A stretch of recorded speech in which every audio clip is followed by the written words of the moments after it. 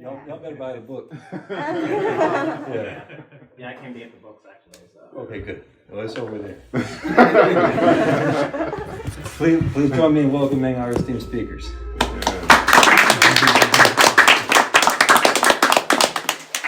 Yeah, everybody. So, I mean, obviously we're going to be pretty informal and keep it cool, which I think was something that we both really appreciate about each other and about each other's work, the way that we approach all of this.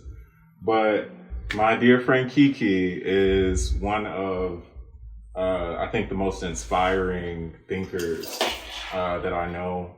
And I say that because I find myself constantly referencing her and her work and saying things that I learned from her. She's been pivotal in the time that I've known her and helping reshape how not only I speak, but how I see the world around me. And hearing about this amazing book, Palestine 1492, which I'm still sitting with, has been a really special gift because this was a book that I got to see it before it was actually physically here in the world. And what I mean by that is Kiki was always telling me about what this book was going to be like. And the intention and the love that she put into this text is so special because when you hold this book, when you look through it, when you read it, what I was telling her earlier is, it's like a long poem. And this is a text that is special in the sense that it's not only her unique perspective, but what she has given us here is a gift that is truly a work of art in the sense that it's an interactive text. It's a text that is filled with illustration, with poetry, as I said, and with accessibility and uniqueness in a way that invites readers to think about things differently. Again, not just because it's Kiki saying it, but because she wrote this book in a special way that makes it enjoyable to read. And for someone like me that aspires to do that sort of thing in the work that I do in the world, it's really motivational to see what she's created here. So I just encourage everybody to take this text and really spend time with it and enjoy it, because this is one of the most important things I think that we could be reading right now in the midst of everything that's happening in Palestine.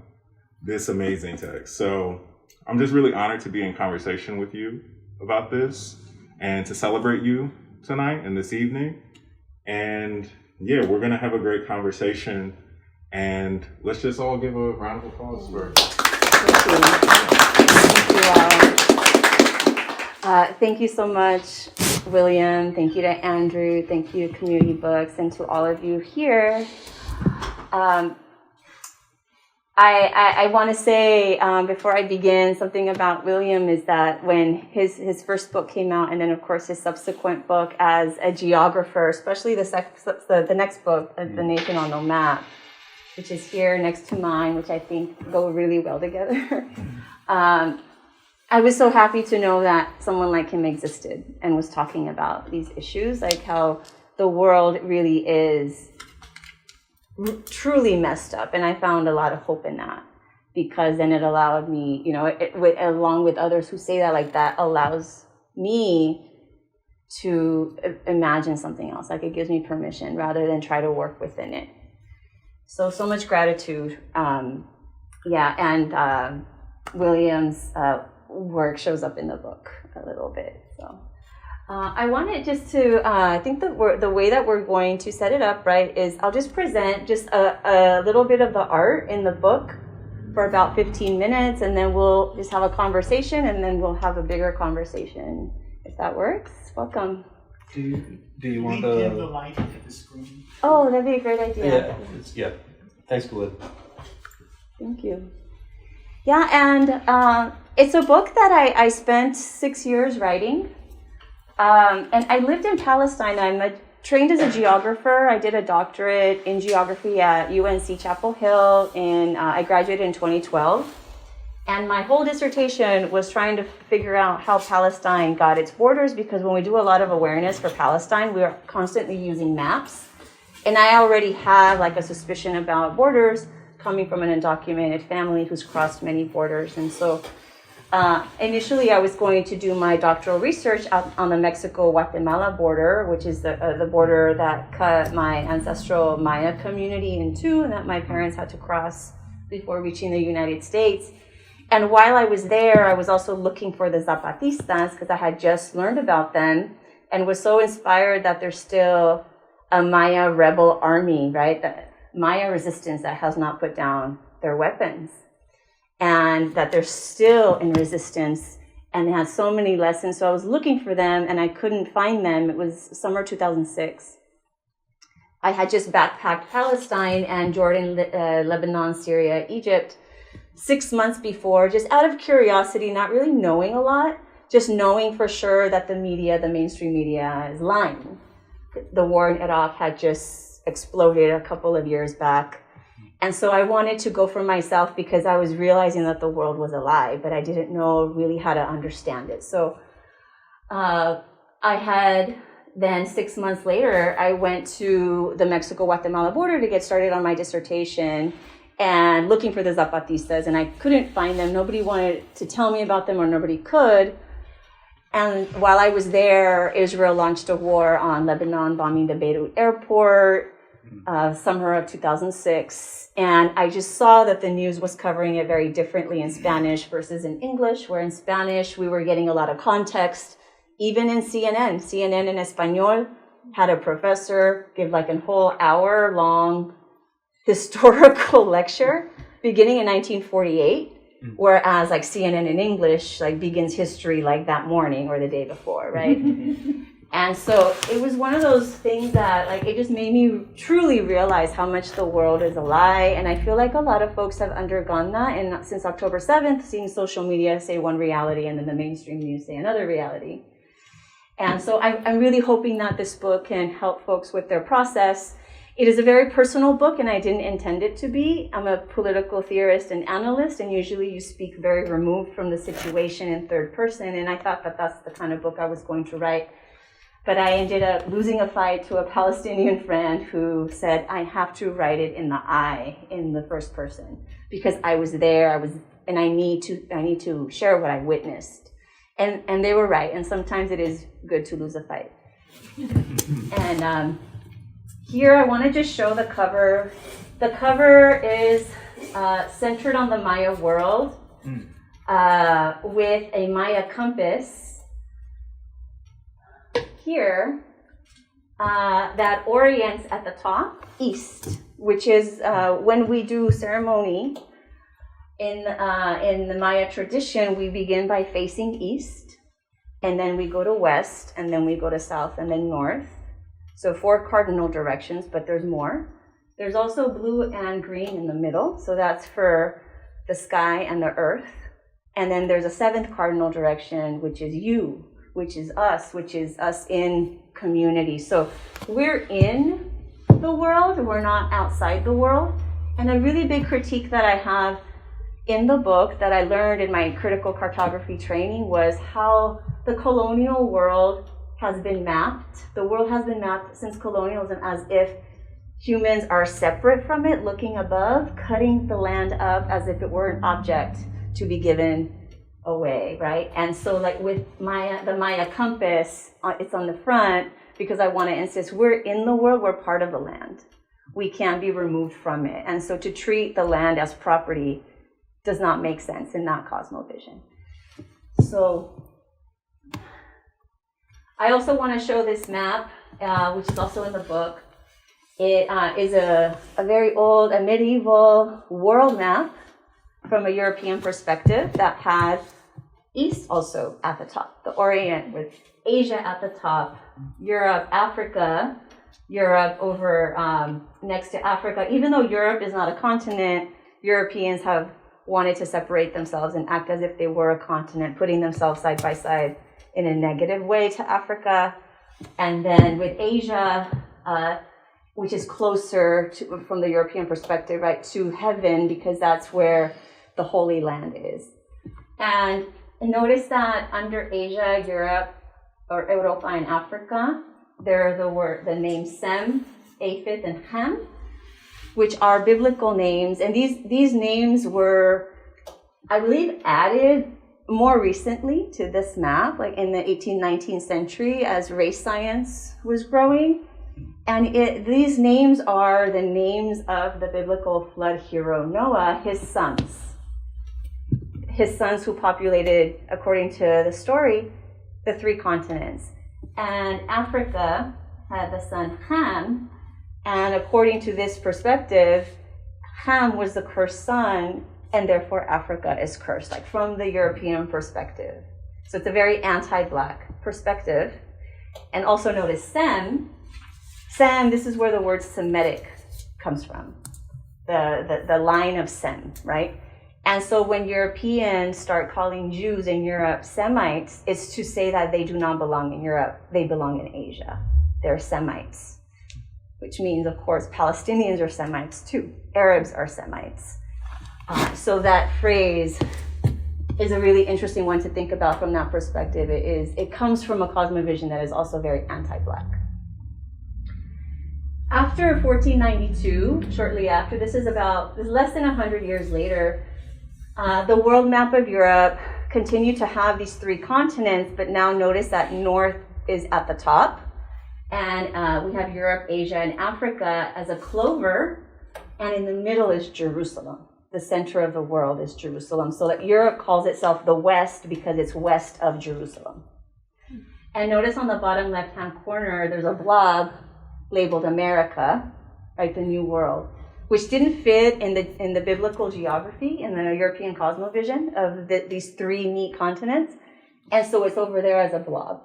And maps start to change shortly after this to try to accommodate these new so-called discoveries. And they also then center Europe. So Europe becomes the center of the map. North becomes the orientation at the top. And not only is space now centered on Europe, so is time. That line is the meridian where the day starts at 0, right? Where all of us have been disciplined to use that clock. So time and space become centered with Europe after colonialism. And notice that, so I have a compass where California's at, which is where I live, where if you go east from California, then you hit the so-called west, right? And if you go west, you hit the so-called east, right? So we're still all forced, or expected at least, to call Europe the West, even if it's not to our west. But this shows it still has a cosmovision where Jerusalem really is the center of the world. And in fact, last year in April, when the encampments were starting to pop off at Columbia, and there were these hearings, right, against so-called anti-Semitism, the way that it was defined against professors, they talked, a Georgia representative actually made a statement that said, you know, most people think that Washington, D.C. is the center of the universe, but it's Jerusalem that's the center of the universe. And this comes from a prophecy that is interpreted by right-wing fascist Christians to say that the end of the world is coming and it's going to take place in Jerusalem, and Jews need to build the third iteration of the temple, and then the Messiah, Jesus, will return. And then everyone will have to convert to Christianity or they will die in a fiery hell. This is a line of Christian Zionists who far outnumber Jewish Zionists. This is the line of Washington, D.C. Even if they don't like to say that always so publicly, many of them do say it publicly, and it's in the congressional record, just as of recently, last year, that Jerusalem is the center of the universe. So Palestine 1492, when I went to Palestine, my dissertation was about a genealogy of how Palestine got the modern borders that Palestine has. And it was after leaving academia, after graduating, a couple years later, I ended up trying, further developing it because I was trying to figure out like a global analysis, because I'm not Palestinian, I'm not Jewish, I'm not Muslim, I am Maya. I have nothing to do with that part of the world, but it was a part of the world that deeply called me to go. And I was in my ancestral land when I was called to go to Palestine. And that's a huge reason why the cover has my ancestral land in the middle. And it's not just facing east, it's also facing Palestine, oriented to Palestine, right? So it's been since my dissertation, which was quite a long time ago, that in these years I've been developing a more global analysis. And I ended up tracing borders themselves to 1492, at least the modern global borders of nation states that we know today. This is the first global border. It happened after Columbus returned from his first voyage from the Caribbean. He was underwritten by Queen Isabella of Castile on the Iberian Peninsula, but he returned and told the King of Portugal. And so then the King of Portugal and the Queen of Castile started to fight over these new territories, and the Pope had to step in because they were both Catholic monarchs saying, no, Catholics cannot be fighting, you have to collaborate because we need to turn the whole world into Christian, right? So basically impose one world on everybody. And so he drew a line right where modern day Brazil hits and said everything east of the line, Portugal can go invade, and everything west, Castile, or eventually Spain, could go invade, which is why in Brazil, Portuguese is spoken, and west of Brazil, it's Spanish.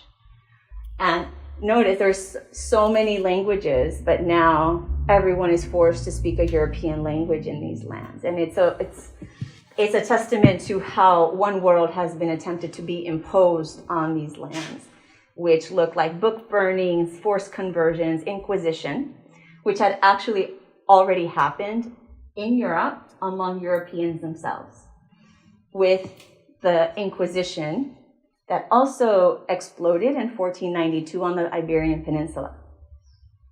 Before October 12, 1492, on the Iberian Peninsula, the last battle against Islam, against the Moors, so-called Moors in the south of Spain, or today's Spain, was won by the Catholics, the fall of Granada. That was the 2nd of January, 1492. Columbus was there watching this holy war unfold and waited for Granada to be taken by the Catholics. Immediately, Queen Isabella, whose forces took Granada, began ethnically cleansing in force the Iberian Peninsula by kicking Jews out if they did not convert to Christianity, and eventually Muslims too. Christopher Columbus was there, and after the fall of Granada, he had a conversation with Isabella about, since they've now taken Granada, which was huge news for Europe because now there was a nice and neat border between Africa and Europe now, with Muslims defeated at the south of the Iberian Peninsula. So it was like the creation of modern Europe. He had a conversation with Isabella. Well, after Granada, Jerusalem next. Christopher Columbus also interpreted biblical prophecy in this way.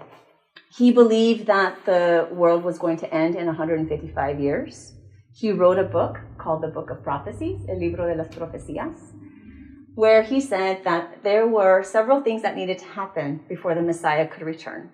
And one of those was taking the Holy Sepulchre in Jerusalem, where they say Jesus was buried. And it has to be in Christian hands because that's where Jesus is going to come back, in Jerusalem. And so his motivation for going west was to take Jerusalem. He knew the world, the planet Earth was a globe. He just thought it was a lot smaller.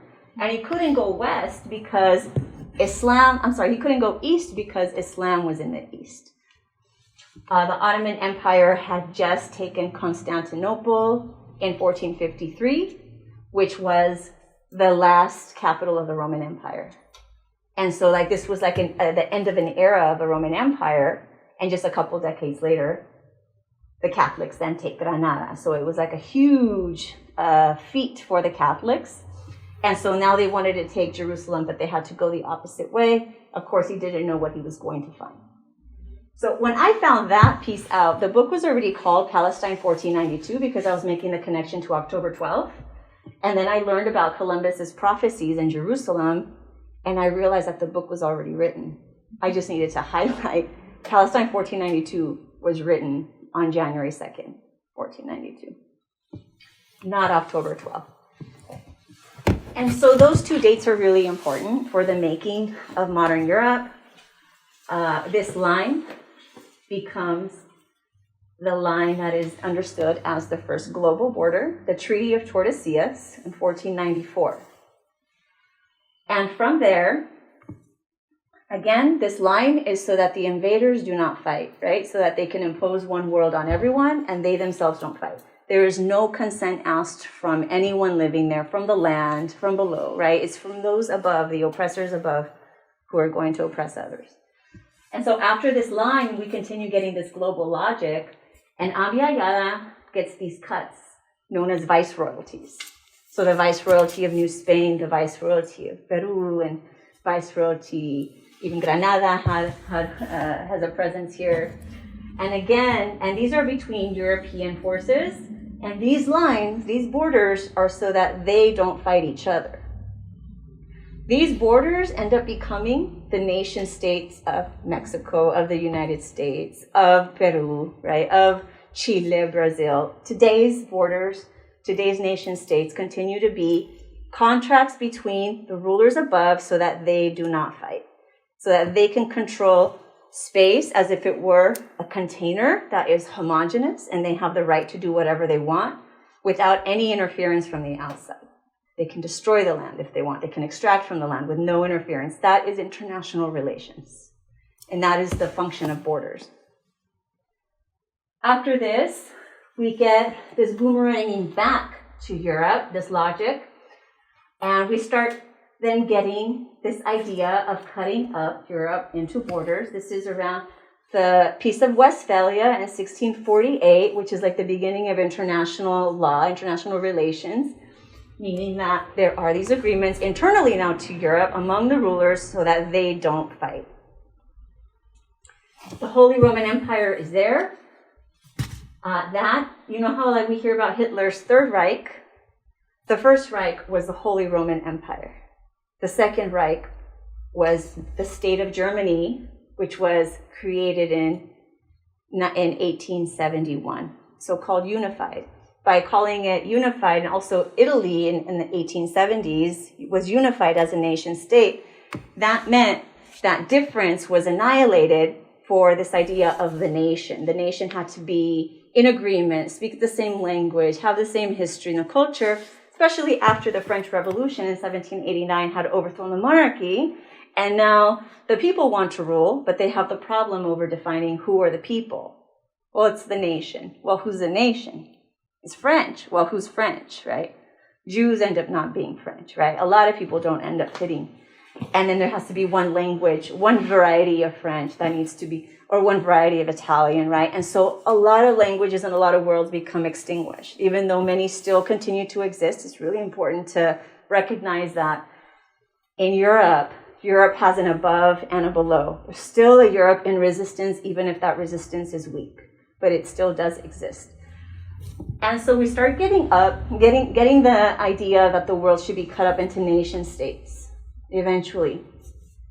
And so when Germany unifies, quote unquote, in 1871, it's kind of late in the imperial game. And so it wants to enter. And it decides to host a conference in Berlin to cut up Africa. And this is a very famous artist rendering of Europeans putting up a map of Africa and cutting it up so that they don't fight each other. They're going to fight the ground, but this has to be peaceful. So like when fascists use this word peace, it means peace for them, not for others. This is the logic of colonialism as well. This idea of international law, it really is for the above. It's not for the below. And this is what these lines end up looking like at that post-Berlin conference. And notice that in the center of Africa, King Leopold II of Belgium ends up becoming the private owner of the Congo. And these lines are the footprints of today's nation states in Africa. This is the 1880s until the early 1900s. World War I explodes, and notice World War I is really a war inside Europe, because there's supposedly not supposed to be any war inside Europe. Europe is civilized, right? War just takes place outside Europe, which is something that this logic also reveals.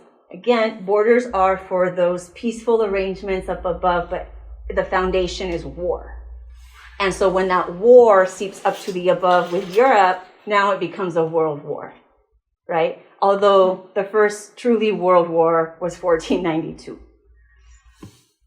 So we get in the First World War, the Ottoman Empire is now falling because the European empires have been rising. And so the European powers are like salivating at who's going to get these lands. And they start secretly cutting up those lands. This is where we start getting the borders of Palestine. And those borders, actually, this is early 1900s, around 1920s. And those borders of Palestine, which we'll see here in today's nation states, those borders of Palestine, I trace in my research in the 19th century, were created by evangelicals trying to use science, cartography, to prove their version of Christianity true by seeing like their literal reading of the Bible, which was fairly new since the 19th century, whereas before it was so allegorical, metaphorical, right? No, they wanted to see where exactly did the Red Sea part? Where exactly did Moses take everyone on the flight out of Egypt into the Promised Land? What were the boundaries of this Promised Land? And that is how they ended up mapping Palestine. And so we get Lebanon, Syria, Jordan, Iraq, Saudi Arabia, Kuwait, and the rulers, then after the Europeans win and the Ottoman Empire falls, end up being people who are friendly to the European empires. So Saudi Arabia is just one family. The Saudi royal family runs all of Saudi Arabia. Jordan, King Abdullah and his father were implanted there as the rulers of Jordan, right? And this was really important to me, because like to realize that these events are very recent in the course of human history, right? But we are usually taught that nation states are just there, and that's just the way the world is. But then when we do the research and see how recent they are and how there was struggle, then we can begin to imagine that we can do something different. There is no inevitability here. So, of course, we get then Palestine like shrinking. And I talk more about this in the book. This was also part of my research, how after Palestine gets cut up, like happens so much in the world, internally and inside Palestine gets cut up into private property lots. And those private property lots on that first panel happen mostly on the coast and in the north in the Galilee. Now land becomes an object for sale, and now Jews in Europe can buy land, and they do. And they start dispossessing Palestinians. Palestinians revolt. They start seeing that every time a surveyor comes to survey the land, soon after they get dispossessed. So they revolted in 1936 to 39 and were breaking the surveyor's instruments, knowing what was going on. So this is very much throughout the book, because I did eventually learn more about the Zapatistas. I got a lot of mentorship in grad school by doing movement work, urban Zapatismo, with folks who had been to Chiapas, and we had an assembly, a social center, a garden, a housing co-op, a domestic cleaning co-op. We were trying to build autonomy in the city through an assembly structure, circulating power, how we were learning from the Zapatistas, and I was starting to translate the Zapatista communiques into English, so I was learning a lot about them while I was doing my research in Palestine. So their philosophy and political theory really informed the way that I understood Palestine. So they come up throughout the book. And this is very Zapatista language. which of above and below, which we know as the haves and the have-nots. And the way that they define it is those who make their lives at the expense of others. It's not just that you have and you don't have. It's just that those who have it because it's at the expense of others. So there is a structural power relationship where some are being crushed. Many are being crushed so that others can be above. And the only way out that we are told we have is to assimilate and become part of the above. But we're not talking enough about how there's still a below. And that is not an ethical position. And in fact, it's not sustainable. And not just for treating people like that, but treating Mother Earth that way, right? As if Mother Earth isn't a living being, right? That's part of us. And instead we can be above and separate humans versus nature kind of thing. So in the chapter 4, Panthers and Jaguars, is where I have a conversation with the Zapatistas, Maya philosophy, and George Jackson in Palestine.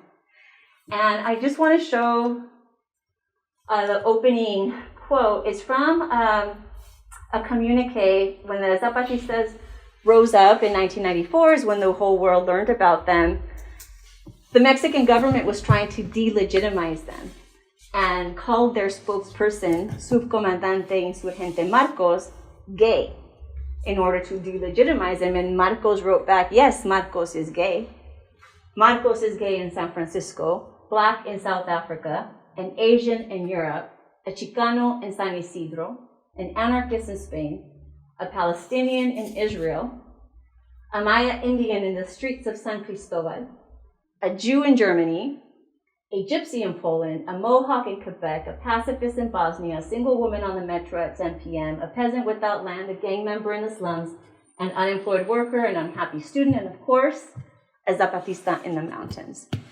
When I came across this communique, I was accompanying the Palestinian struggle, and I was getting death threats, hate mail, all of that, labeling that I was anti-Semitic.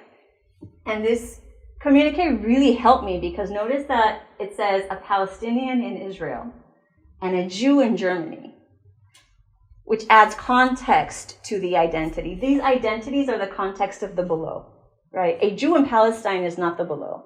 Palestinians are the below, or non-Jews are the below, right? But in Germany, absolutely, Jews were the below, right?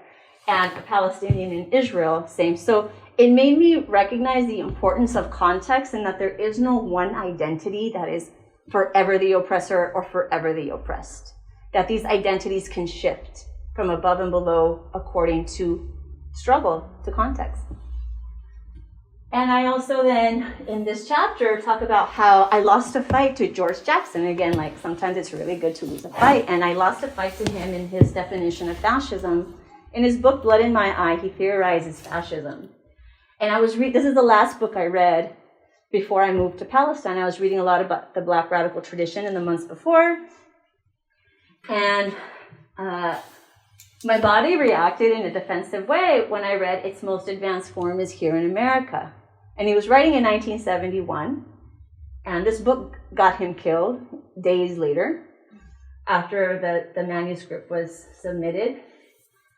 And the reason why I reacted so defensively is because I always thought fascism was just the military and the police, like the face of the military and the face of the police, right? And I was about to go to Palestine and and Israel controls all of the entry points, the Israeli military. So, you see fascism right in your face. And what George Jackson was talking about was America, where you don't really see the tanks, right? Or the police everywhere. In some spots you do, but not like how you think a fascist society run. And what he was saying was that fascism, and this is a long quote, which I'll read, we will never have a complete definition of fascism because it is in constant motion, showing a new face to fit any particular set of problems that arise to threaten the predominance of the traditionalist capitalist ruling class. But if one were forced for the sake of clarity to define it in a word simple enough for all to understand, that word would be reform. We can make our definition more precise by adding the word economic. Economic reform comes very close to a working definition of fascist motive forces. Now, I was going to go to Gaza to do the Rafah crossing as my dissertation, and my university said, if you set foot in Gaza, you're never going to graduate. And even if I'm not there on research, I just can't go. And so they allowed me to go to the West Bank. The West Bank's travel advisory had just been lowered one notch from Gaza. And it was because the West Bank was opening up to economic reform. So if you follow Palestine, you see that Gaza and the West Bank are very different in terms of the resistance. The economic reform that I witnessed as I was living in Palestine was that people were now going into debt, being encouraged to get a car loan, a house loan, student loan, right? And I noticed that this was dividing Palestinian society up because now people needed a job in order to pay their loans, and so they needed the tourist economy or the aid economy to be strong. And whenever Palestinian refugees continued resisting in the camps, then the Israeli military would come in and shut down the whole tourist industry for a couple of days, and then that would upset Palestinians who had to pay off their loans because they needed their jobs, right? And they would then get upset at the Palestinian refugees rather than Israel. And I also noticed in Jerusalem, I lived in Bethlehem and Jerusalem and Bethlehem are only about 5 miles away, so I'd walk regularly and study Arabic and do archive work in Jerusalem. And in West Jerusalem, it's a very bourgeois Jewish area. And one day I was sitting in one of their malls, outdoor shopping malls, and right across the street is East Jerusalem, where Palestinian homes are getting demolished and Palestinians are getting harassed and arrested and killed. Yet in West Jerusalem, it was like a bubble, and people were just shopping. And it made me realize, wow, this is why Israelis can say like that Palestinians started it first when a Palestinian threw a rock, because they have willful ignorance. They don't want to know what's going on, even though they do know. The shopping is like that palliative, right? And it looked just like the Santa Monica Promenade where I was. It looked just like the United States. And that was the moment I conceded the fight to George Jackson.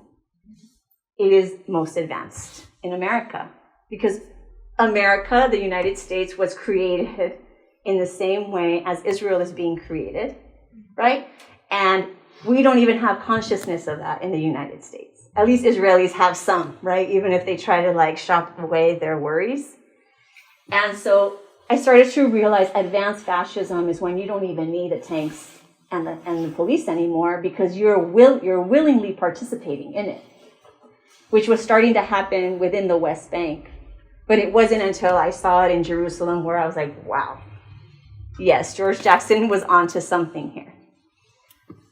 And so again, this world, this is what I suggest is the framework for fascism, is that it's a closed world where there are only two positions where you could be, superior or inferior. And everyone's fighting, if you're inferior, to be superior, and if you're superior, you're fighting to not be inferior, right? And this is something the Black radical tradition has brought us for hundreds of years in their analysis of master-slave, right? It is a master-slave dialectic in the end. You don't want to be a slave, so you want to be a master. And sadly, a lot of our movements get caught in this and decide they want to flip the below and the above, the identities of who's below, to the above, and make those identities of who's above into the below. Which is very dangerous because it continues this practice and this logic. It's only focused on identity. What's important is that we focus on how power is circulating. And power circulates this way because of the desires of the below to want to be above, to affirm the above. And as George Jackson said, to see the above with prestige. He used this word prestige, that you actually want to be there. And so at the end of the book, I map out flight very much from the Black radical tradition and the Zapatistas, the maroons, right? The escape, the fugitivity. We don't want any of those positions. We want to live in our differences and not try to assimilate and become somebody else. We want a world where we can respect each other for our differences. And it's our differences that make us strong, and we're strong because of our differences, not in spite of our differences.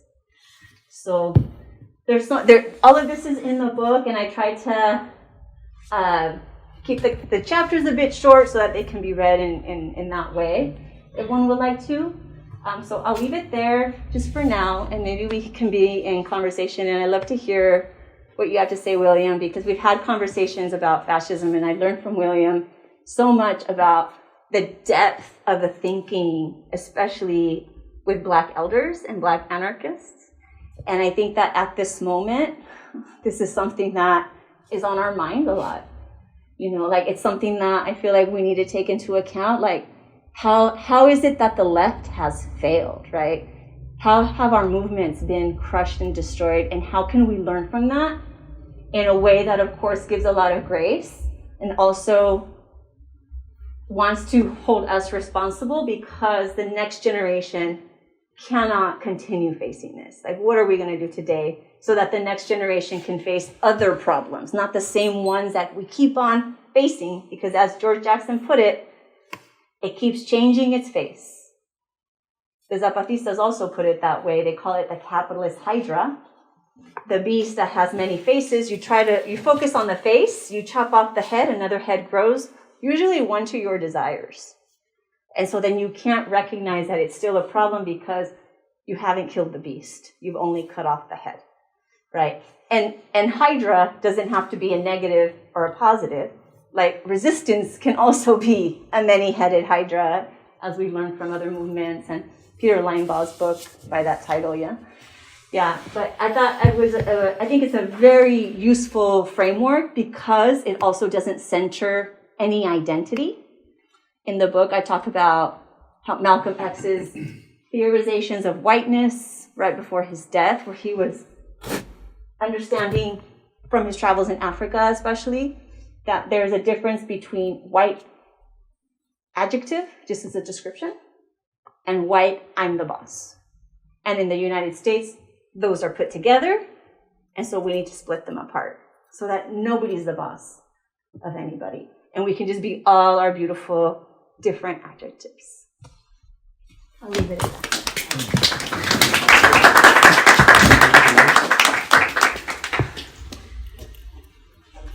That was phenomenal. Really, really amazing. I enjoyed listening to you talk because you were saying so many things that I'm thinking about right now. And one of the first things that I have so many things I want to talk about that I'm kind of like, I feel like my brain is overflowing at the moment. But one of the first things I kind of wanted to jump into that you were touching on, which I think is something that we share a lot about and we share a lot of frustration about, is you have this excerpt here. I wanted to kind of read it at the beginning of this chapter because we're focused on this Panthers and Jaguars chapter. And you say, with regard to this opening epigraph that you reference about Marcos is gay, and you say it's a reference to Palestinian in Israel, a Jew in Germany, helped resolve something for me as I was learning about Palestine. There is no eternal oppressed identity. There is no eternal oppressor identity. There is a context of domination. Identities can shift between the above and below. The root of the problem is that there exists an above versus a below. The root of the problem is the context of injustice. And I know that you mentioned that in your talk just now. But what I wanted to ask you about is when we're talking and having this conversation about Israel in this particular moment, in the context of this escalated genocide that we've witnessed over the last year, I think something that gets lost is that there's a much larger, more intricate and complicated story about what happens when oppressed people feel that their grievance justifies them to commit atrocity. And I think that one of the reasons I think that this is so important, what you're doing with your work here, is that I think you're really challenging people to understand this bigger picture point that since there is no eternally oppressed identity, that it calls for us to have a critical introspection about our role in struggle and what we foresee as liberation, what we foresee as where we're headed in our struggles and the movements that we're taking part in. Because if there is no eternal oppressed identity, what is it to actually really sit with the creation of the nation state of Israel and to think about the justifications and what we've seen with the weaponization of anti-Semitism and the conflation of anti-Semitism with anti-Zionism? And how do you confront this in these movements that don't have nation states, that don't have the massive amount of power that the Israeli nation state has amassed? How do you confront this in groups of people who are very much among us in these movements that want and aspire to have something similar to maybe what Israel has, whether they say it or not? They want to be the above, as you mentioned. Mm-hmm. They want to be in a position to have what ultimately amounts to some sort of revenge. Yeah. And can you just tell me how you think through this? Because it's something that I think about a lot and that I run into a lot.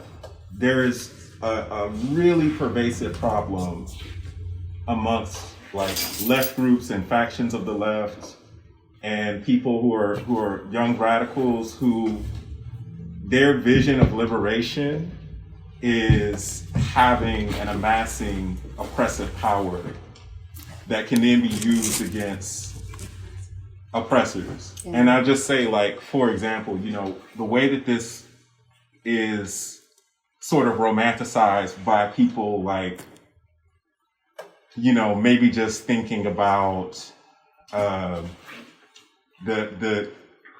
guillotine or Mao's extermination of landlords or something more than they think about actually creating a new society where injustice doesn't exist anymore or it's being worked away. So how do you confront this? How do we deal with this where it's not just focused on just this type of flipping mm-hmm. rather than a true transformation? Yeah. That's the question for us, because the assumption in that question that we carry is this question of violence, right, and defense, and really because in a world that's so violent, like it's understandable why Jewish people who have been oppressed for so long within Europe and found themselves defenseless, like would want a state, because what is a state if not the monopoly of violence, right? And so when we believe that the world is only this way and can only be this way, then it is super understandable that everyone is going to want a state or an army, some force, and be above, right? And that is the main problem, is our belief that that's the only way that things can be. And it is a really strong belief, especially like those of us who grew up in a Western type of education, but every time they reference history, it's always the Roman Empire, right? And it's not any other worlds or any other possibilities. So this is a closed system. It's why I have it in a circle. And I have the exit out so that we don't replicate it. And the exit out is very much below and to the left. And this is a very specific way that I define left, which we need to talk about more, how we even define this term, because it's become a term that Democrats use, that the empire uses. And the way that I define left is the respect of difference. The Zapatistas define left as an ethical posture against injustice. Okay, we have belows. We need to have a way to understand and talk about how just because you're below, just because you're being crushed, doesn't mean you're automatically for liberation, for a different kind of world. In fact, as someone who's been an organizer for a long time, I see on the street all the time and around the world, people not having a vision for something else and instead being from below and to the right, which is the non-respective difference, the way that I define it, which means they really want to be above because they want to impose their way on everyone, right? And so then that continues. Whether we call it left or we call it flight, maroonage, probably a preferable word. What we still have, when we need to exit out, as we know from fugitives, from maroons, they still had to defend themselves. So there's still this question of violence, right? Of armed resistance, right? And so then, like the Zapatistas, they have an army. Their army is guided by the assembly, by the base. They don't guide the base.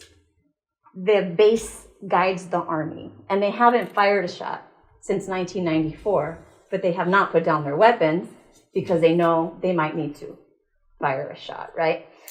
And so then what I see is the need for us to figure out a way to exit out of this world while we're still in the dominant world. How do we get a foot in another one, right? And this is the importance of strategy and tactics. And a lot of us are stuck in tactics, putting fires out because there's fires everywhere. But we don't have a strategy that's guiding those tactics. And tactics are just supposed to be tools that we can dispose of if they're not forwarding or strengthening the strategy, right? But without that, we're just doing tactical work.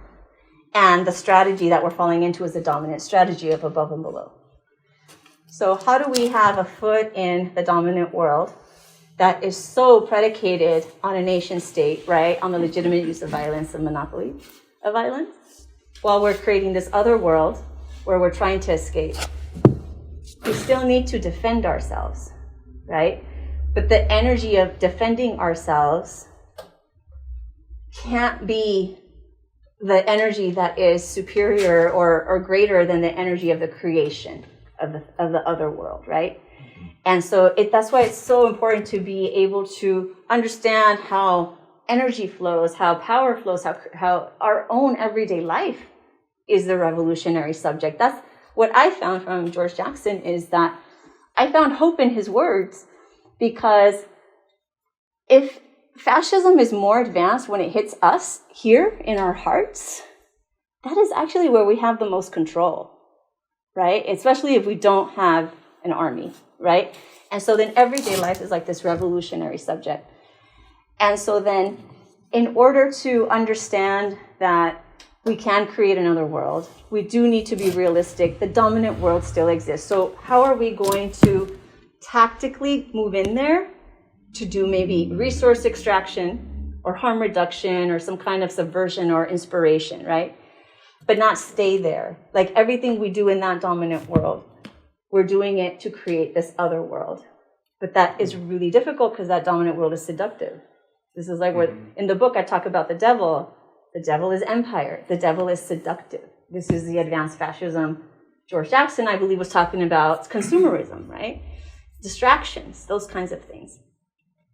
So in order for us to do this, we do need to have a theory of violence in terms of defense, which so many movements from below, especially Black radical tradition, has theorizations of violence, and Fanon is like maybe the most famous in The Wretched of the Earth, but as a tactic for self-defense and not the strategy.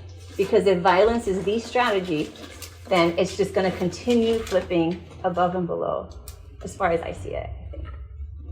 Yeah, I'm really interested too in kind of unpacking a part of the aspect of what you said, because one of the things I'm thinking about is, you know, in my work, I reference in my book how when formerly enslaved people were resettled in Liberia, there's a lot of parallels that can be drawn with what happened with the formation of the country of Liberia, where you had formerly enslaved people from the quote-unquote New World go and return to the continent and then start creating an oppressive slave system there with indigenous people and asserting themselves as a dominant new ethno class. And so I think that like that type of history really illustrates your point about what happens when we start thinking that we have some sort of like essential goodness to us because we've been the victims of oppression and really egregious violence. So can you talk a little bit more then, particularly how, you know, when you were talking about those borders, I was really wanting to hear a little bit more about your perspective on how the nation state and borders really kind of facilitate this setup of thinking that, you know, we're going to get out of this situation by using these tools and just flipping the arrangement of the above and the below and just trying to occupy that dominant space. Can you talk a little bit about how the nation state and borders really facilitates that trap and puts us in a position to just continue a cycle rather than escape it? Yeah. Oh, yeah. And I think the Palestinian case and with Israel, one of the great lessons that accompanying the Palestinian struggle taught me was really about Israel and how oppressed people are not automatically revolutionaries, like, which is something that makes it really difficult for people to see. And it happened with like Barack Obama. Like, he's a black man. How in the world could he oppress anybody? He knows oppression, right? And that happens a lot with Jewish Zionists. Like, you're Jewish, you have a history. Like, how could you? So people just don't think that you possibly could, because you know from your ancestors or from your own personal experience how messed up it is, right? And how difficult and hard. And in fact, that you would think that that's the case, but because of the closed options that we have, it's not the case. In fact, the nation state ends up being the solution for the oppressed in the world that we live in. Like, the nation state is where we begin politics, like any political discussion, unless we're in a critical room like this one, right? But the majority of politics begins with the nation state as a starting point, and even like Palestinian politics begins with the nation state as a starting point, because the world is governed through nation states and passports, right? And that really means something in terms of mobility. So what I learned about Israel, and I have a chapter in the book called The Wretched of the Empire. Mm-hmm. So the wretched of the earth, Frantz Fanon, right, the below, it's when the wretched of the earth become the wretched of the empire, where they maintain a wretched status, like the reminders of oppression, for example, like the Holocaust with Israel. And they're useful to empire. So they're part of empire, and their wretched status helps empire look benevolent, deflect critique by calling you racist or anti-Semitic or whatever in that case, right? And so what this does is that it makes it so that the below want to make themselves useful to the above. And then the reward that you get is that you get your own nation state in the case of Israel, and also like in the case of the wishes of so many movements, right? And why? We cannot forget that the nation state is is an instrument of force that has been legitimized by the global order as the only form of violence. And anything outside of that is terrorism, right? And who wants to be called a terrorist, right? So there's so much fear that's inside us that gets indoctrinated into us in terms of like what our political futures can be, that it begins with the nation state and it ends with the nation state. And what that has to do with really is about self-defense and violence. And that's not talked about enough. And even in our movements that are liberatory, like, we do need to talk about violence more. For example, like with Palestine, like, we need to talk about, for example, October 7th. Like, there was all of these, litmus tests. Like, do you condemn October 7th? The actions by the Palestinian resistance? And that to me it's such a trap to even try to answer that question. Like, how in the world do you condemn that the below is resisting their own annihilation? Like, it's to be expected. Hopefully it's to be expected, right? Like, the will of a living being to stay alive is to be expected. So for me, there was no condemning October 7th, like the actions to be expected. What I have been wanting to see from all of our movements is not just resistance. It's not just resisting our own annihilation. It's also liberation, which is the flight out. And a lot of our movements don't really talk about that, at least the ones that we hear about in English, which is very important for us to recognize that, like, I'm reading English, and so my perspective is super limited to who can communicate even in this language, So because I speak Spanish, I can listen to the Zapatistas who are saying something very different and very inspirational to me in this way. And they maintain still their military, and they do not want a nation state. And in fact, in 2005, 2006, they issued their 6th declaration, which is about to be 20 years old this summer, where they said, we're not talking to politicians anymore. We're not talking to states anymore. We're not going to dialogue for peace because they've all betrayed us, even the leftist so-called parties, which included López Obrador, who was running for president that year. And the Zapatistas did not support him. And what happened? The institutional left abandoned the Zapatistas, said that they're dead, they have nothing going on anymore, and the only exciting thing going on in Latin America is Chavez and Lula and Morales and López Obrador. And even today, López Obrador and the Morena Party, Claudia Sheinbaum, they are seen as leftists. And so what the Zapatistas did at that moment is that they made clear there's a split. There's a left from above and a left from below. The left from above is authoritarian, right? And what kind of left is that? Like, maybe that's why I think that maybe like recognizing that the left is about allowing difference in or respecting difference. Like the left from above, is the multi-culti left, which truly does not respect difference. It just wants different faces to make it look as it's different. And then the right from above doesn't want any difference, right? And so like when I think about like with Palestine and this question of the nation state, because that was precisely like the moment that I went into Palestine, I was studying not only how Palestine got its borders by colonizers, but how Palestinians themselves then used that map of those borders. And they used it to counter map, right? They had been expelled. And so that shape, that outline of Palestine has become iconic, and necklaces and embroidery, right? Posters as a way to rally a nation that hadn't been a nation before in that sense, but now was, because every single person living inside those borders was now marked for extermination from that land. So now there was something in common, right? And this was very common with anti-colonial movements, trying to seek independence, freedom. A lot of the time it became by using that same cutout of the colonial border. And then that led to a very slippery slope of becoming the above, right? And being just like the colonizers, even though the face is different now, right? So the way that the Palestinian movement has been using maps in recent years is to try to create a state in the West Bank and Gaza.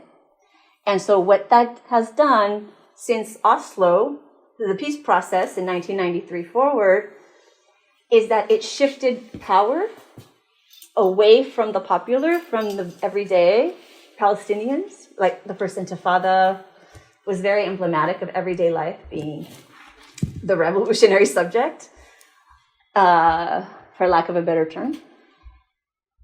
And then when it came time for them to create a nation state in the West Bank and Gaza, the technocrats, the map makers, the cartographers, the politicians, the negotiators were now where the realm of power resided, and the below was made to just wait and not do anything, right? And the way that Palestinian politics was characterized at that moment, and continues to be characterized by the faction that wants a state in the West Bank and Gaza, is to say to Israel, just give me the border, it will solve everything. And Israel has refused to define its borders and doesn't want to give the border because it continues to expand its settlements. And so what I argue in terms of this question of borders, right, and in terms of resisting and this trap that we get caught in creating a nation state, again, borders are agreements between the above. not the below. So in order for anyone to have a nation state, you have to be accepted by the above to be part of the above. And some have done that, like in Iran through revolution, but that had already been established before the revolution, right? Yes. And so what I argue is that Israel already has its borders with Palestine. It's that line between the above and the below. It's not borders on a map that exists within the above so that they don't fight. The Palestinian leadership in the West Bank that's been wanting a state has been wanting to be loved, accepted by the West. And the way that it has done that was by trying to become the wretched of the empire as well, by showing there's a good Palestinian and a bad Palestinian. And the way that the Palestinian leadership, the PA, Palestinian Authority, the Palestinian police that works on behalf of Israel, has been trying to create a state is by saying, we're the good Palestinians and Gaza and Hamas are the bad Palestinians. Right? And so then it creates these splits. And that's why I say it's a trap to try to be loved by your oppressor, because you're going to then crush others, your own people even, that you're supposed to be representing.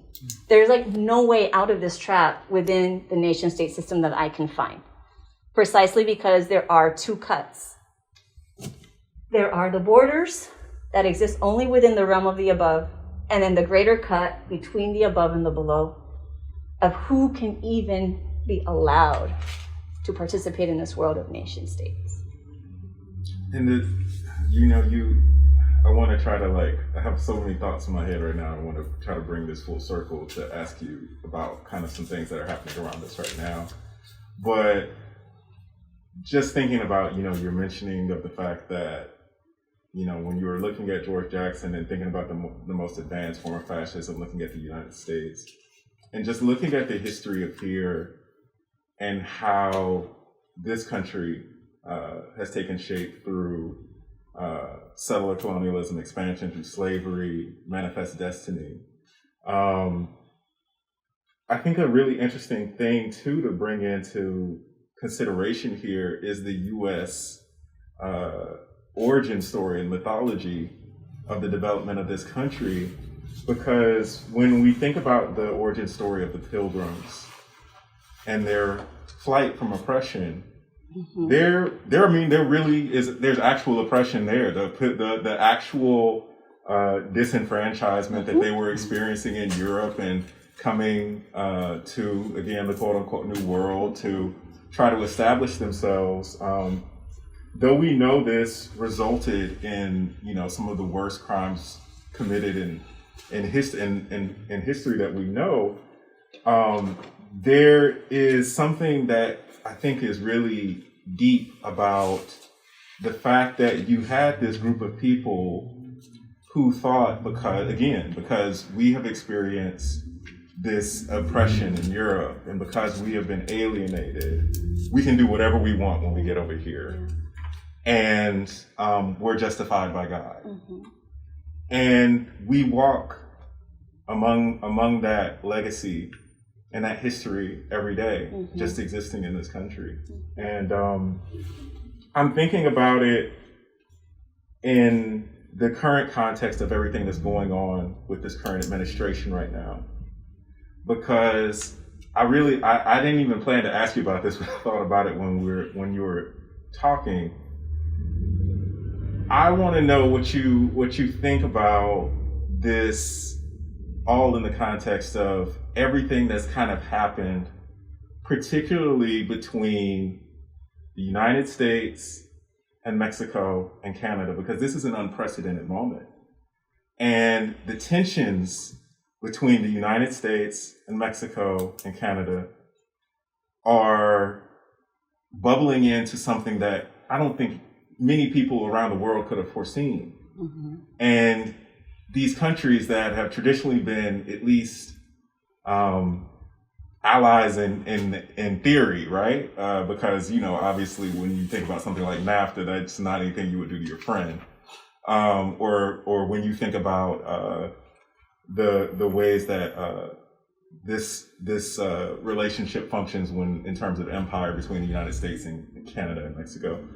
What I want to ask you and get to here is, when I was looking at the news of Donald Trump saying that he was going to make, Greenland a territory or a state, and Canada's going to be a state, and saying that Trudeau was a governor, and talking about, Mexico, and maybe we should just take over Mexico. There's 2 points I would be interested in hearing you touch on. The first point is kind of, can you speak to, what your work and what everything you're sharing your perspective about offers to understanding this really absurd spectacle where you have people in government in Canada responding to Donald Trump by saying, well, how about we take California and Oregon and Washington? And then you have in Mexico them being like, well, no, we want Texas and California back. And so you have this whole breakdown that's happening right now where these nation states are throwing these rules and this history of like this supposed agreement out the window. Mm-hmm. And it's like everybody's gone back to day one colonizer. And even in response to Trump, it's like when he took this facade of being, having decorum, and just tore it up because he's so, rabid. Like when this happens, then it's like these other people in government start saying, well, now we want this land. And it's native land, right? It's like this, we're talking about land that's been taken through conquest and genocide, but everybody reverts to this supposedly old philosophy of manifest destiny, of conquest, everybody's going back to 1492 because Donald Trump is pulling 1492 out of people, saying like, oh, well, you're not going to take this from me. We're going to take this from you. And it's really been a fascinating thing to witness. I want to ask you about that and your perspective on this moment. And also the second part of that I want to kind of ask you about is how Donald Trump and this fascist current is really throwing whiteness into crisis. Because one thing that I've been really wanting to write about myself and think about in my work now is Donald Trump is disrespecting those agreements. When you pulled up that picture of the Berlin Conference and talking about the carving up of Africa, these things were happening, as you know, and as you speak to in your work, because we're not supposed to be fighting. Mm-hmm. We're supposed to have this agreement to say, we're going to carve this up. These people are all beneath us. Mm-hmm. So let's just all agree on how we're going to exploit, oppress, enslave, colonize them. So we're not fighting anymore. Because we know that the fighting that had existed in Europe was able to subside because of these agreements we'll just do this to these people, to these people beneath us. Mm-hmm. They're subhuman. Mm-hmm. So let's agree to have some sort of, way that we can oppress them together. So Donald Trump throwing this into crisis by telling Europe now, mm-hmm. oh, if you don't do what I want, I'll come get you too. I'll come take this from you. I'll come take Greenland from you, Denmark. Mm-hmm. What are you going to do about it? Mm-hmm. This is all very unprecedented. So mm-hmm. I'm just really interested to hear you think about and speak about that first part with, people going back to 1492 and saying, well, let's just start, taking this land that was ours anyway. We never thought California was yours. Mm-hmm. This is still Mexico. Mm-hmm. Or Canada saying, well, you should have never had Alaska. This should have been all, what can you say about that? And what can you say about the crisis that's kind of happening with the agreements of whiteness around Europe and carving up the world and having borders so that they're not fighting each other, and how Donald Trump is messing with that? Can you speak to those two things? I would love to hear it. All right. Well, I just want to say that's a really fascinating thought that you're sharing. I'll begin by engaging the Fourth World War, which is the name of part 3 of the book. Part 1 is Palestine from Below. Part 2, Palestine from Above. Part 3, the Fourth World War. And Part 4, a world where all worlds fit, right? So the Fourth World War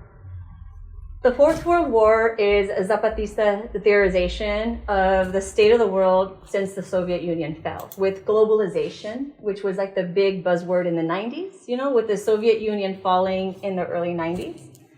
And it was the end of the so-called Cold War, which was cold for NATO and for the USSR, but hot for the rest of the world, right? And so for the global South, it wasn't a Cold War. So the Zapatistas and many others call it the Third World War. And then with the fall of the Soviet Union, now that there isn't this battle between, is the world going to look like NATO? Is the world going to look like the USSR? Which was really like two options of how the entire globe was going to be fashioned. It's still a one world. It's not respecting difference. With the Soviet Union gone, then capitalism wins, which means that the whole world is going to be capitalist. And then that's the Fourth World War, because capitalism is war. It's war against anything that gets in its way, right? And I don't know if you have Sun Tzu's The Art of War here, and I'd be curious if you do to see how you I don't think we have a copy. No. If you go to Barnes and Noble, it's in the business section. Yeah. War games. Yes, capitalism is war. Exactly. It's business people who are reading and politicians who read Sun Tzu's The Art of War, which is about strategy. It's a book that I talk about it in my book about how the generals did not allow the soldiers to read about strategy, only about tactics, because strategy is too powerful to learn about. And we don't learn about strategy. We need to learn about strategy. So the Fourth World War, according to the Zapatistas, has some characteristics, and one of the important ones is that the nation state is no longer sovereign, as it was supposed to be. Instead, the nation state is an administrator of the actual sovereign, which is global capital. Mm-hmm. And if you look around in the last 30 years, which nation states have been truly against capital? Definitely not Russia. Definitely not China. Right? Like, who is actually against capital? What I see is nation states fighting for their own power, but not fighting against capital. And so with Trump, it's so interesting to see him, and especially like a figure like Elon Musk, the richest person in the world. It's such a cartoon, like a South Park episode from hell, like that's actually real and it has consequences, right? Like that now it is so clear, these are business people, right? Donald Trump is not a politician. He's a businessman, and that's how he ran his campaign, that he's going to run America like a business, right? And that the businessman is more powerful than the politicians because, as he said, like, I buy all of these politicians, right? I can't be bought. Right there. Where is the sovereign, right? Isn't the nation state supposed to be sovereign? With the Fourth World War, the nation state and its politicians are just administrators of capital.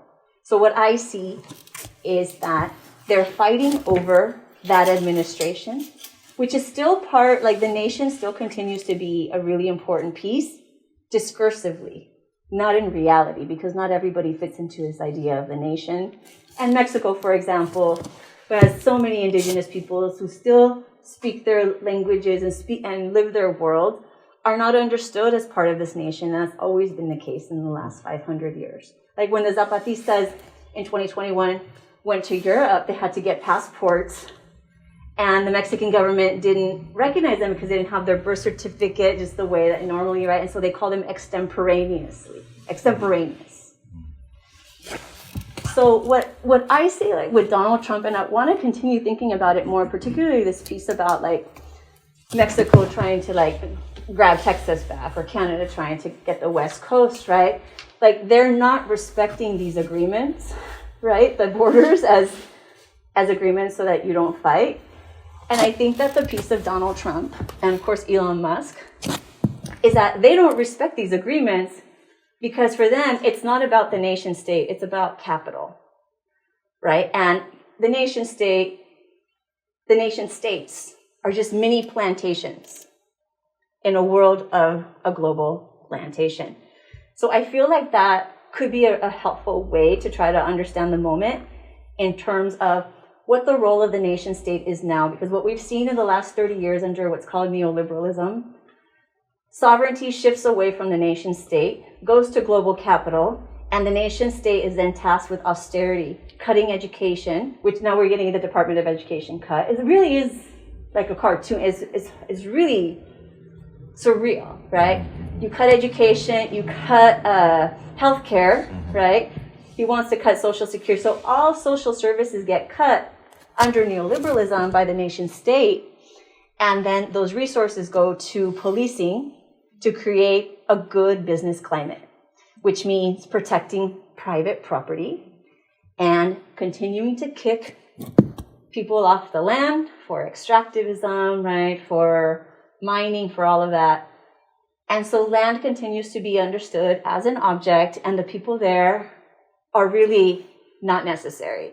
And in particular, with this moment with capitalism and whiteness, when Trump first ran in 2016, sorry. 2016. That hasn't even happened yet. In 2016, the moment he started talking about Mexicans as criminals, and that was 2015, I was like, wow, he's going to win. Because like, if you know this country, right, and if you know the economic condition of this country and the history of labor organizing in this country, right, what capitalism has done, and there's always like this whole conversation about the revolutionary subject being the factory worker or the worker, the waged worker, you know, from orthodox Marxism forward. There hasn't been a revolution led by workers, and why would there be? When you're a worker, when you're a wage worker, you no longer have land, and now you're tasked with finding a job in order to just eat, in order to just have shelter. You need money, you need income, which means that you need to be employable, which means that you need to be respectable, acceptable by the above, right? And so your entire consciousness, like the orientation goes that way. And so then what's asked is for reform. Back to George Jackson, this is what he was seeing. You're just asking for reform now, that's advanced fascism. And this is what we've seen labor do, is ask for reform in terms of like the weekend, right? Or healthcare or rights or this sort of thing. With NAFTA, the North American Free Trade Agreement in 1994, the opening up of Mexico was globalization. Factories went to Mexico, right? Not paying tariffs, where there are no environmental regulations and labor is super cheap, right? To be able to then make more money. Capitalism is never about creating jobs. It's about profit. And so what that did here in the United States, we saw the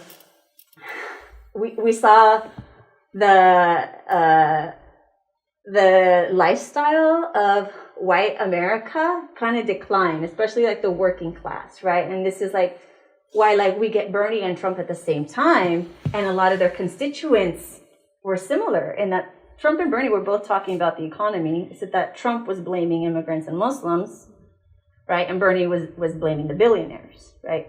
Nobody was blaming capitalism. Like everyone's just blaming specific individuals, right? Which is a trap also. And so it was very clear that like Make America Great Again was to try to get his constituency, which is, you know, American, and we know what the discourse is of being an American and a citizen. It's largely like the reference is white. And those folks have been raised to believe that they are entitled to certain things. And when their lifestyle is now in decline and their life chances and like there's a lower living conditions, right? Then now this is a recipe, right, to blame the most vulnerable or the billionaires, right? And that's like the Bernie Trump phenomenon that we saw, I feel like.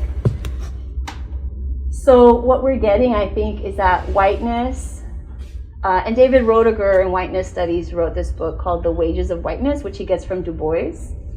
that, try to think about, like, why is it that poor white people in the South don't connect and struggle with Black people in the South? Because even though materially their conditions may be similar in poverty, there's still additional wages or value or privileges that you get by just being white. And psychologically, that's really important, because then you can feel more superior, you can feel above, right? Even though you're both below materially, whiteness is above Blackness in this country. And so that's what I see happening again. It's really interesting also to see that the nation part is dwindling. Again, discursively, it's still very important because people still believe themselves to be part of a nation. But what's happening in the United States now with Trump and Musk is that they're removing environmental regulations. They're removing labor regulations. So it's like the attractiveness of Mexico and China back in the 90s, because those regulations weren't there, it's going to make it attractive for business here in the United States, because those regulations are going to be are getting super lax now. So it's something that I want to keep thinking about too, because through the Fourth World War, this idea that global capital is the sovereign, and like others, like what is his name? The Greek guy, Yiannopoulos. He was part of like the movements in Greece. Like he talks about techno-feudalism. How like these corporate billionaires, like what they're doing is that they're owning the infrastructure of the economy. They're not just trying to sell you a thing. That's like child's play by now, right? They're owning the infrastructure. And feudalism, meaning that like it is kind of like this reversal, like you're saying, like to like day one colonialism, where under capitalism has within it, as long as there's a waged worker, a mechanism where the wage worker defends capitalism. When you get automation, the wage worker is transformed out of existence. Huey Newton warned us about this in his speech in Boston College on intercommunalism in 1970, where he was in Boston, and he's like, you see MIT over there, they're building robots, and they're going to take over all your jobs. And that was 1970, right? And how did he know? Because tragically, Black people are often on the forefront of feeling it. So he was already feeling it, right? And so then when we're talking about like a feudal or day one, it might be that capitalism is no longer the dominant force, or it's still around and another one is growing and we may not have a name for it. It might be techno-feudalism or something else. People are trying to understand, is it still capitalism if there's not a waged worker anymore? Because some people do define capitalism. Its main characteristic is that it has a waged worker, which is different from feudalism, which had the serf, which is different from slavery, which had the enslaved person. The waged worker, though, wants to be part of capitalism, needs to be part of capitalism for those wages. And that's why, like, with the Black radical tradition in the 20th century, and Fanon and the Panthers, what was a really important subject was the lumpen, the lumpen proletariat, which was no land and no job, unemployed, right? This is where everyone is heading to, with machines replacing workers. And of course, we all know why capitalists or business people would want machines, right? Because they don't have to give them any rights. They don't ask for things. So there has been this conversation in Mexico among the Latin American intellectuals that are in the Zapatista orbit that have been saying, and with Emmanuel Wallerstein, who was up in Binghamton, that we're in a different moment, and it's not capitalism anymore, it's something else, and we don't know. I have a chapter in there called Capital, and I try not to use words in the book that are like super loaded without defining them, and I used capitalism a lot, so then I'm like, I have to have an entire chapter just defining capital. And it's only like 6 or 8 pages. It's very short. And the way that I talk about capitalism is that it's not really the wage worker. The wage worker exists in the realm of the above when it comes to, if we're talking about the human and the non-human, about nature, right? And enslaved people have been understood as a non-human Because who's above, who's understood as the human in capital is those who have rights. And the wage worker may not own anything, but they do own their labor power. The enslaved person does not own even their labor power. The master does, right? Mother Earth is understood as a slave. She's enslaved, right? And so what we get is a situation where this continues to exist. And if the waged worker no longer exists, is it still capital? But we still have a problem because there's still extractivism from the earth. There's still domination, right? There's still people making their lives at the expense of other lives. So what is it? If it's not capitalism, we need a word for it, right? Because if we're just going to think that capitalism is centered on the waged worker, we're missing how even the waged worker is above the enslaved person and is above Mother Earth, right? Under capitalism. So we can have a worker co-op all we want that makes paper, that makes pencils, but did we ask the tree for consent? Right? What about the tree? The tree's below, still in a worker co-op. And this is like the Bernie model or the social democrat model. Critiquing capitalism is really just critiquing the boss and not critiquing the system. The system is fine, they just want distribution to be more equal. But that distribution comes at the expense of the below still, right? And so, yeah, these are important questions to have, like what is the changing nature of the nation state, right? Which has been in debate because people say, oh, the nation state doesn't exist. It does exist, it just has, its function to police has intensified, right? The welfare state is what doesn't exist. But the nation state, at least discursively, exists, even though there's actually, like when you think about it, what nation are you talking about? Even in the United States, what nation? There are many, many different peoples. And that's something that the nation state doesn't have an analysis or space for. A multitude of worlds, right, in a place. It has to be one world in that homogeneous container of space. And it's functioning for capital in this way, as you're saying, where the administrators, like they themselves are people, and they are being led by this greed, right, in this system. And so they're going to continue fighting. But I think that why Donald Trump can be so bold and say, we're going to take Greenland, we're going to take, Canada, we're going to call it the Gulf of America. Because he's a business person before he's even a politician. So even though he's nationalist, for him, the nation state is really just to administer capital. Mm. Wow. Okay, you've scared me to death now. How do we get Out. the area that is below to do side by side? What does that look like? What are we going towards? How do we bring that future into existence? Mm-hmm. Well, the side-by-side is something that, the phrase is what I get that from the Zapatista women. When they struggle against patriarchy, they say, we don't want to exclude the men. We're not trying to cancel the men. We don't want to be superior to the men. We don't want to do the above and below, right?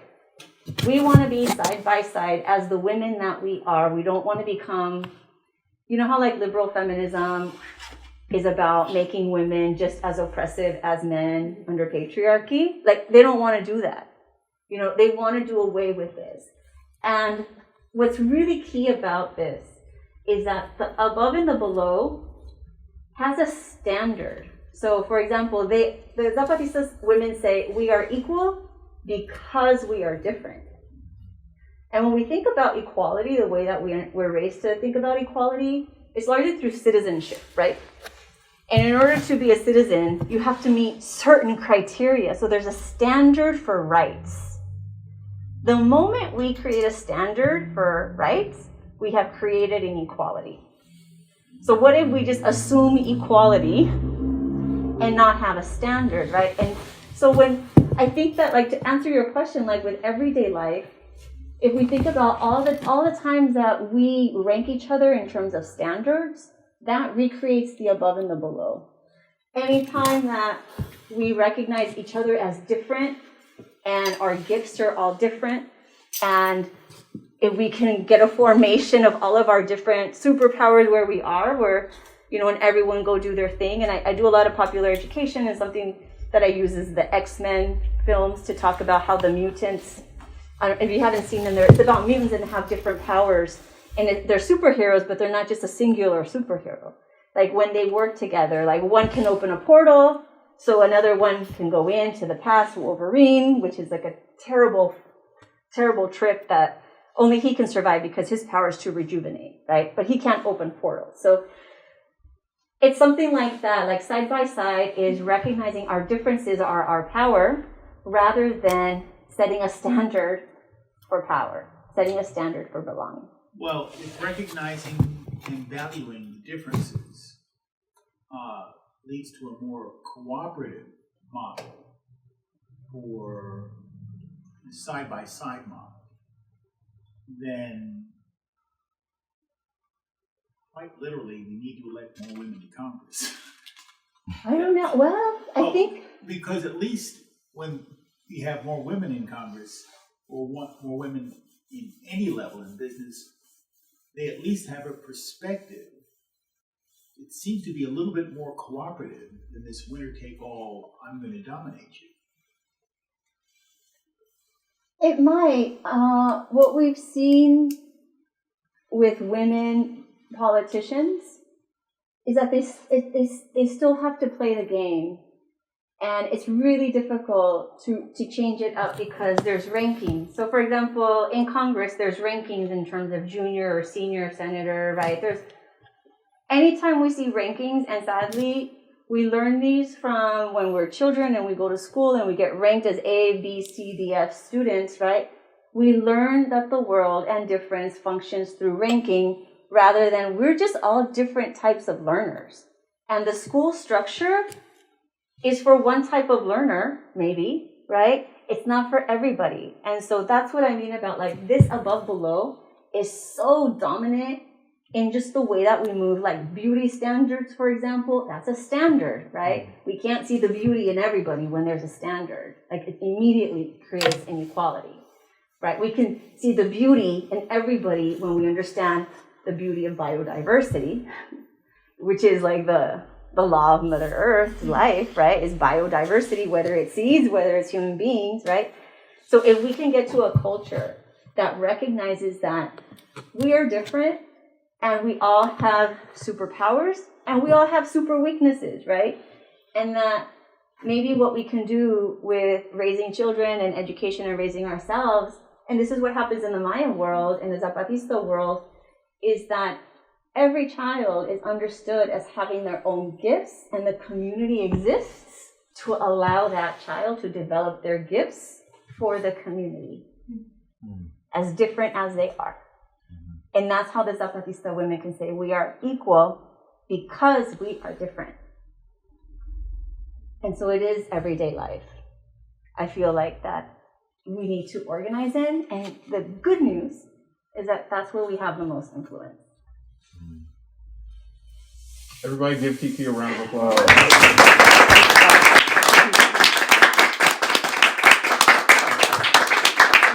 I know we're right at the time and everything, so I just wanted to say, thank you for such an amazing and brilliant presentation and conversation. I always love talking to you and getting to do it with other folks and in the room with us is really cool, because I think it's pretty clear in here that you're very smart and you have a lot of really amazing, brilliant perspective. And I hope everybody will get this book and really continue to check out everything that you're doing. So just again, one more round of applause. Thank you.